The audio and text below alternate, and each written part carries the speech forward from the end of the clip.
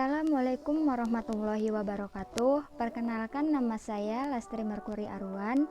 Nomor pokok mahasiswa 209110042. Saya mahasiswa semester 2 kelas A Fakultas Ilmu Komunikasi Universitas Islam Riau. Di mana video ini untuk memenuhi tugas dari dosen pengampu Bapak Beni Handayani MIKOM.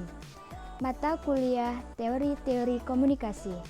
Baiklah, di sini saya akan menjelaskan dari beberapa teori komunikasi yang bisa kita definisikan atau lebih kita gali lagi ke komunikasi dalam lingkungan komunikasi kelompok pada materi ini.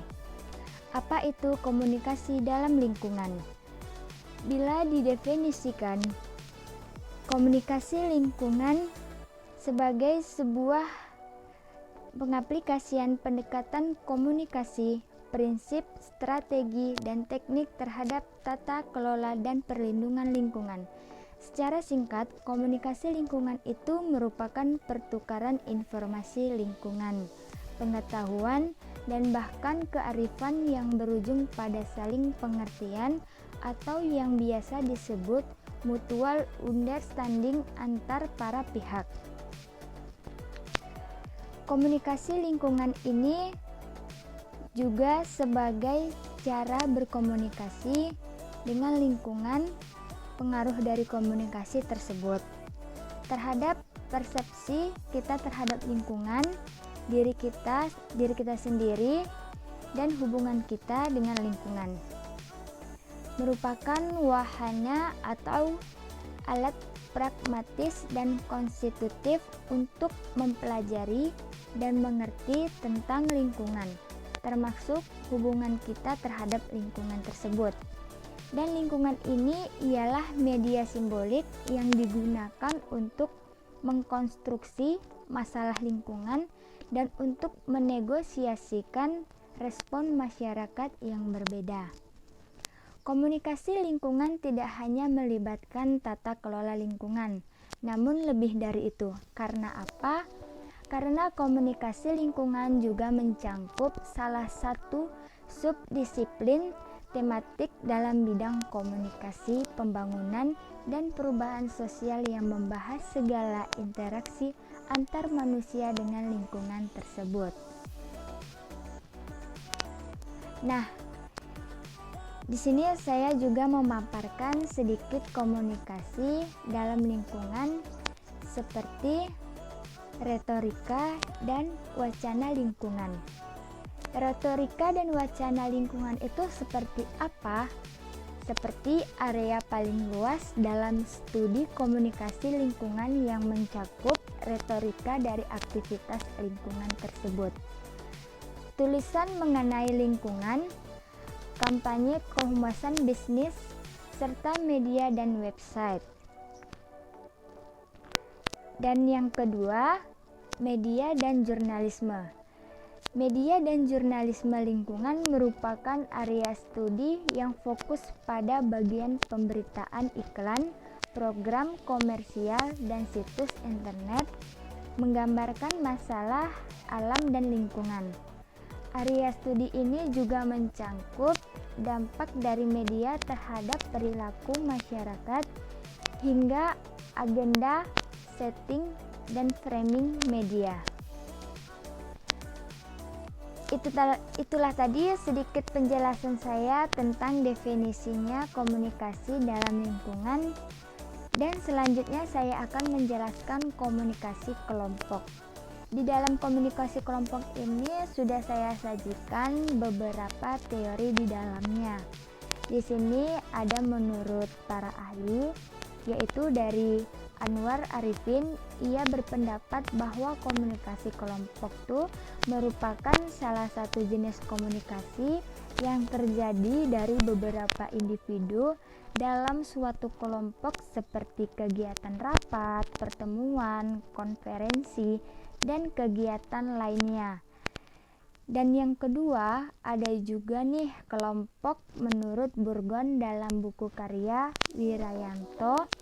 Wirayanto ini juga memberikan pendapat bahwa komunikasi kelompok merupakan interaksi secara langsung dari beberapa individu untuk berbagi informasi dan mendiskusikannya suatu masalah, di mana antar individu tersebut memiliki kriteria yang sama dalam interaksi tersebut.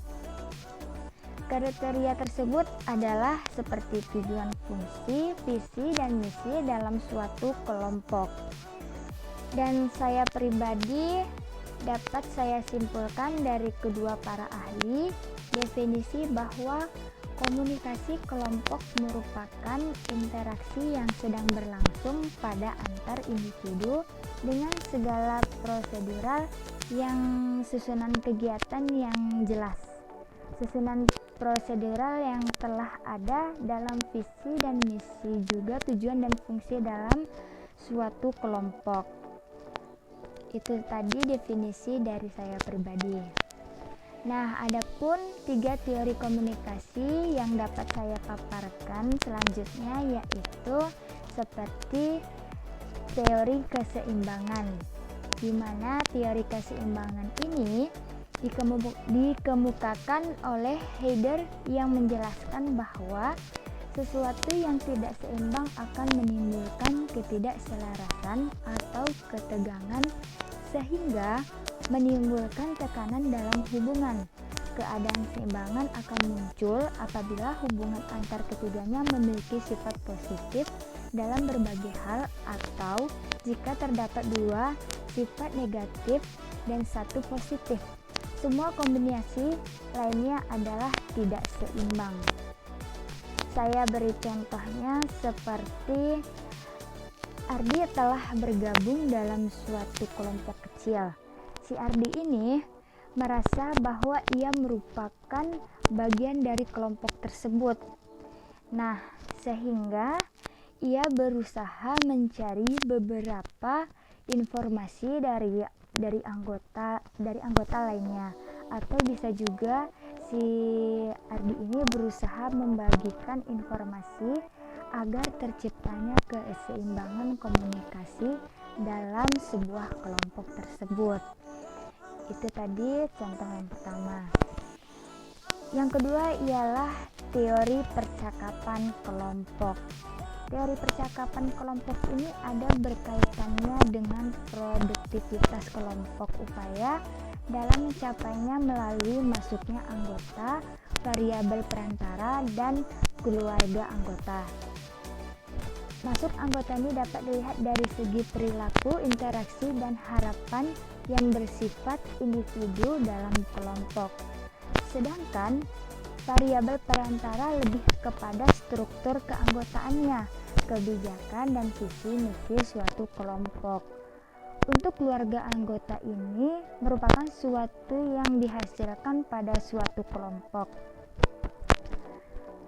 Saya beri contoh lainnya seperti ada di dalam suatu kelompok terdapat anggota yang berasal dari budaya yang berbeda, seperti yang satu dari suku Jawa, sedangkan yang satunya berasal Batak, Sumatera Utara.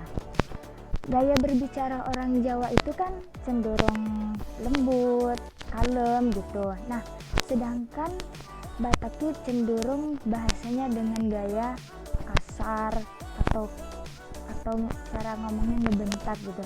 Sehingga di sini timbul konflik dalam kelompok tersebut karena kesalahpahaman antar individu gitu. Teori selanjutnya atau yang ketiga yaitu teori pertukaran sosial, di mana teori ini dilandasi oleh pandangan individu yang mengerti tentang sikap kelompok dengan melihat dari hubungan antar pribadi individu, sehingga dapat dikatakan bahwa interaksi individu dapat melibatkan barang dan jasa, juga biaya dan imbalan dapat dipahami dalam situasi yang akan diterima agar mendapatkan respon dari beberapa individu selama interaksi sosial berlangsung. Kayak gitu. Seperti saya beri lagi satu contoh. Dua individu akan terjalin hubungan yang baik ketika mereka merasa saling diuntungkan.